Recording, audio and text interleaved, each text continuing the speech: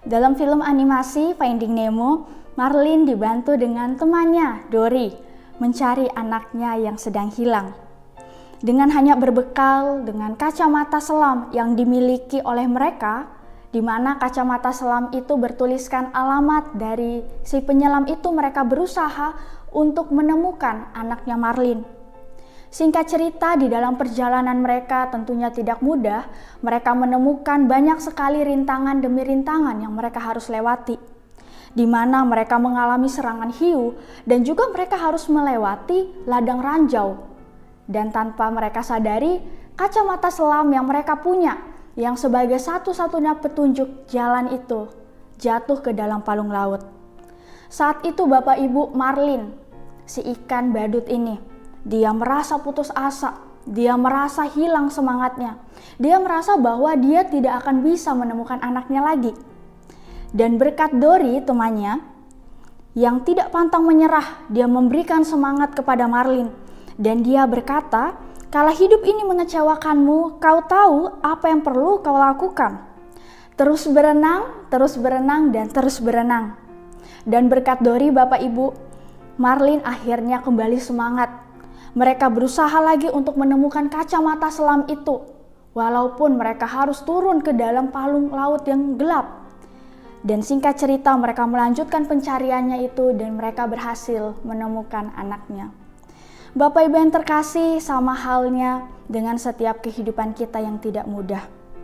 Saya ingin membacakan satu ayat yang terambil dari Hakim-Hakim 8 ayat keempat yang berkata, "Ketika Gideon sampai ke sungai Yordan, menyeberanglah ia dan ke-300 orang yang bersama-sama dengan dia.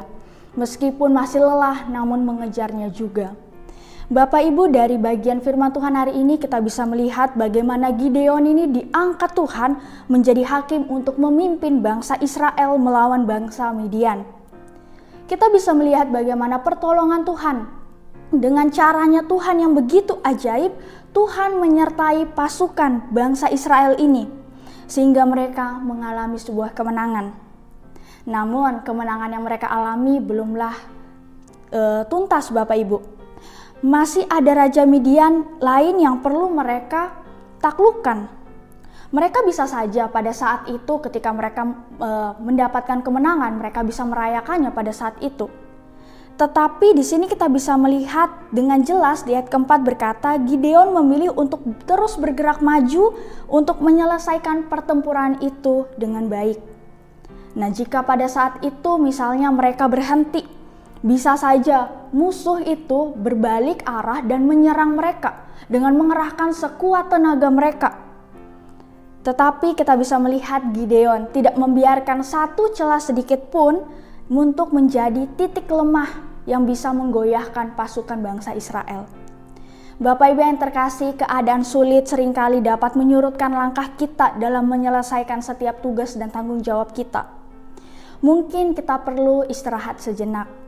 Kita perlu mengambil waktu untuk berdiam diri. Tetapi satu hal yang pasti, kita jangan menyerah.